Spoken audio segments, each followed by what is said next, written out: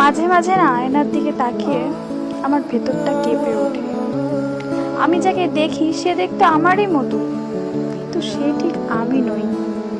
আমার ভেতরে যে দুরন্ত চঞ্চল আমিটা ছিল, সে অল্পতেই প্রাণ খুলে হাসতে পারত, আর মেঘ দেখলেই যার মন ভালো হয়ে যেত। তাকে না আমি অনেক দিন দেখি না। আজকের এই আমিটা অনেক বেশি হিসেবি, যে ভালোবাসার আগে লাভ ক্ষতি বোঝে, স্বপ্ন দেখার আগে বাস্তবতা নিয়ে ভাবে, আর কাদার আগেও চারপাশটা একবার দেখে নেয়। আমার খুব জানতে ইচ্ছা করে আমার সেই পুরনো আমিটা কোথায় হারিয়ে গেল। আমি কি তাকে অবহেলা করে পেছনে ফেলে এসেছি, নাকি এই পৃথিবীর কঠিন পথে চলতে গিয়ে সে নিজেই ক্লান্ত হয়ে আমার ভেতর কোথাও ঘুমিয়ে পড়েছে। সত্যিটা হলো, আজকের এই সফল গোছানো আমিটাকে গড়তে গিয়ে আমি আজ সব থেকে প্রিয় আমিটাকেই হারিয়ে ফেলেছি।